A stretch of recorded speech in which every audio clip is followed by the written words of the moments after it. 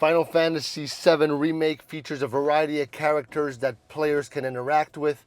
The main character includes Cloud Strife, a former soldier with a mysterious past, Tifa Lockhart, Cloud's childhood friend, and a skilled fighter.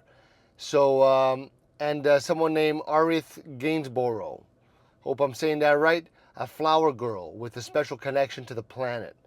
Now, other important characters are Barret Wallace, the leader of the eco-terrorist group AVALANCHE, Jessie, Wedge, Briggs, who are also part of the AVALANCHE, and Sephiroth, the main antagonist with a dark history.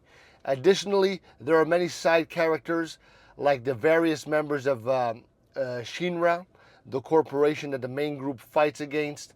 Overall, the game has a rich cast of characters, each with their own stories and motivations.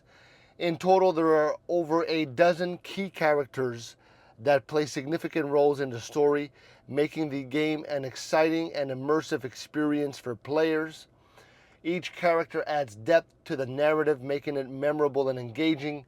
So let me know what character is your favorite, or if there's anything that can help other players play. Let me know in the comments.